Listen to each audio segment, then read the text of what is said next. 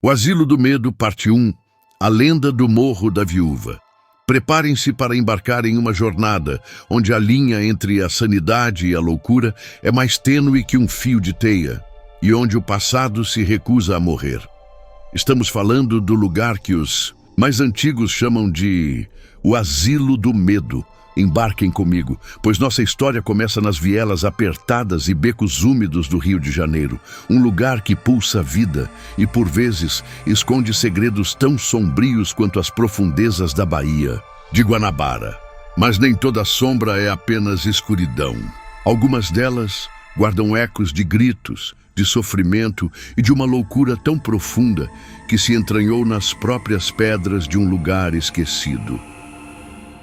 Nossa jornada nos leva ao coração da Zona Norte, para ser mais exato, nas encostas do Morro da Viúva, um nome que já carrega um presságio, não acham?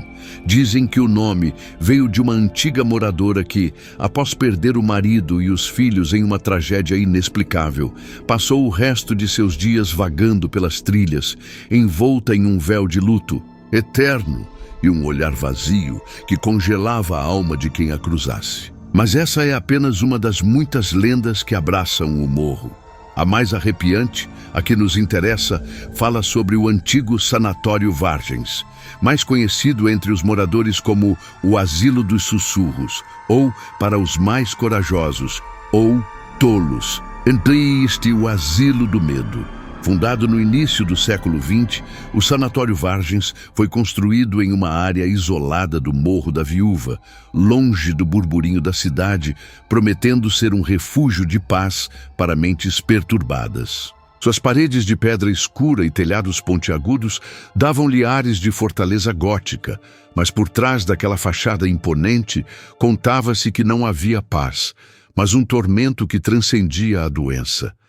Janelas gradeadas se assemelhavam a olhos, vazios, observando o Rio de Janeiro com uma melancolia fantasmagórica. A vegetação densa e retorcida ao redor do asilo, com árvores centenárias que pareciam braços esqueléticos se estendendo para o céu cinzento, só aumentava a aura de isolamento e desespero. Por décadas, o sanatório funcionou sob a batuta de uma equipe médica que dizem era mais sádica do que curandeira. O Dr. Alcântara, um homem de semblante gélido e olhar perfurante, era o diretor. Seu nome ecoava nos corredores como um presságio de dor. Relatos sussurrados por ex-funcionários que juravam ter visto coisas que não se encaixavam na razão, falavam de métodos terapêuticos que hoje seriam considerados tortura, eletrochoques sem anestesia, confinamento em celas escuras por dias a fio e lobotomias realizadas com uma frieza desumana eram apenas algumas das atrocidades que, segundo os boatos, aconteciam lá dentro. A verdade é que pouca gente queria saber o que realmente acontecia no Sanatório Vargens. Era mais fácil fechar os olhos e ignorar os gritos que, nas noites de vento forte, pareciam ecoar do morro, carregados pela brisa salgada que vinha da Bahia. O asilo era um depósito de pessoas indesejadas, de almas esquecidas pelas suas famílias, entregues ao Dr. Alcântara e seus métodos questionáveis. Mas o que realmente selou o destino sombrio do asilo, o que o transformou de um lugar de tratamento em um portal para o pesadelo, foi a série de desaparecimentos que começou nos anos 70. Não eram pacientes que fugiam, mas sim funcionários. Enfermeiros, cozinheiros, até mesmo guardas, simplesmente sumiam no ar, sem deixar rastros. A polícia local, da delegacia da Pavuna, investigou, mas nunca encontrou nada. Os casos foram arquivados como desaparecimentos sem solução. Mas a comunidade do Morro da Viúva sabia que algo muito mais sinistro estava em jogo. O pânico se instalou quando o próprio Dr. Alcântara, em uma noite de tempestade particularmente violenta, desapareceu de seu consultório. A janela estava aberta, um cheiro de enxofre pairava no ar, e a única coisa que restou foi um diário, aberto em uma página com anotações rabiscadas e frenéticas sobre vozes estranhas e sombras que se movem. Isso foi a gota d'água. O sanatório Vargens foi declarado insalubre e em 1978 fechou suas portas para sempre. Desde então, o lugar se tornou um monumento ao abandono, um gigante de pedra corroído pelo tempo e pela lenda. Pombos fizeram ninhos nas grades enferrujadas. Trepadeiras estrangulavam as paredes, engolindo os segredos que ali habitavam. Mas as pessoas do Morro da Viúva juravam que o asilo não estava vazio, que os espíritos dos que sofreram e dos que desapareceram ainda vagavam pelos corredores, aprisionados por uma maldição invisível. Risadas infantis fantasmagóricas, sussurros inaudíveis e o som de correntes se arrastando eram relatos comuns de quem se atrevia a chegar perto demais, especialmente durante as noites de lua nova, quando a escuridão era mais densa e o véu entre os mundos mais fino. É nesse cenário de horror e mistério que nossa história realmente começa. Conheçam Matheus, um jovem estudante de jornalismo da UFRJ, cheio de ambição e com uma sede insaciável por uma grande matéria que o tirasse da rotina de artigos sobre política estudantil. Matheus morava em Vila Isabel, um bairro charmoso e boêmio, mas que para ele, naqueles dias, parecia pequeno demais para seus sonhos. Ele ouvia as lendas do Asilo do Medo desde criança, contadas pelos mais velhos no bar do Português, no coração de seu bairro. Sempre as considerou histórias de pescador, contos para assustar crianças. Até que um dia, a curiosidade venceu o ceticismo.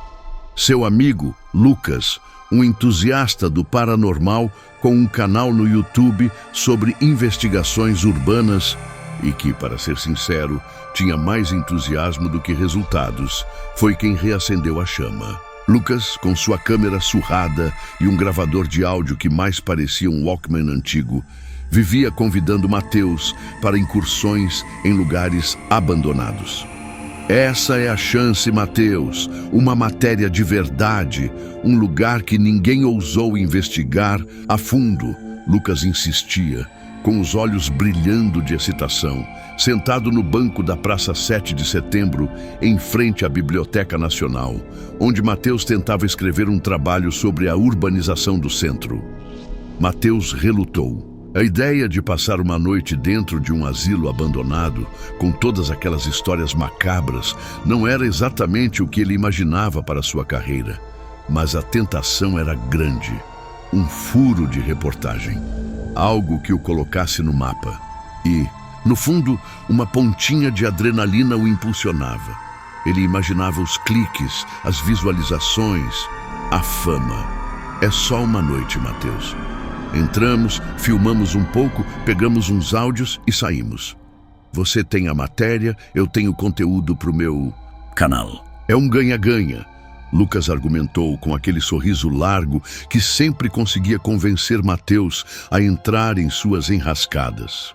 E foi assim que, em uma noite fria e chuvosa de junho, com o céu do Rio de Janeiro carregado de nuvens escuras que pareciam chorar, Matheus, Lucas e Beatriz, a namorada de Lucas, uma estudante de fotografia com um olhar artístico para o mórbido, decidiram ignorar todos os avisos, todas as lendas e todos os sussurros. Armados com lanternas potentes, câmeras de vídeo de última geração, pelo menos a de Matheus, e uma coragem talvez imprudente, eles partiram em direção ao Morro da Viúva, rumo ao lugar conhecido como o Asilo do Medo. Eles mal sabiam que estavam prestes a abrir uma porta que nunca mais se fecharia. Uma porta para o abismo da loucura e do terror que esperava, faminto há décadas. O caminho até o asilo era uma trilha quase intransitável, coberta por lama e raízes retorcidas que serpenteava morro acima. A cada passo, a sensação de que estavam sendo observados aumentava. O ar ficava mais pesado, denso, carregado com um cheiro estranho de mofo e algo mais. Algo metálico, como sangue seco. Lucas, empolgado, filmava cada detalhe, narrando em voz baixa para sua câmera, enquanto Beatriz, com sua câmera fotográfica, capturava a beleza sombria das árvores que se fechavam sobre eles, criando um túnel de sombras. Mateus, por sua vez, sentia um arrepio na espinha que nada tinha a ver com o frio da noite. Era um pressentimento. Eles chegaram à entrada do sanatório Vargens por volta da meia-noite. As grades enferrujadas do portão rangiam como um lamento antigo a cada rajada de vento. A placa de ferro, corroída pelo tempo, mal permitia ler o nome do lugar. Acima deles, a lua cheia, quase que totalmente coberta por nuvens escuras, espreitava timidamente. A imponência do edifício, mesmo em ruínas, era avassaladora. As janelas, sem vidros, eram buracos negros na fachada e as trepadeiras pareciam veias pulsantes que se espalhavam pela pedra. Um silêncio ensurdecedor pairava no ar, interrompido apenas pelo pio distante de uma coruja e o farfalhar das folhas secas. Um silêncio que paradoxalmente parecia gritar. Era um silêncio carregado, um silêncio que prometia terror. O asilo os aguardava com seus segredos mais obscuros e seus ecos de sofrimento. Eles estavam prestes a descobrir que algumas portas não devem ser abertas e alguns medos jamais deveriam ser despertados. Será que Mateus e seus amigos sobreviverão à noite no asilo do medo? O que os espera dentro daquelas paredes?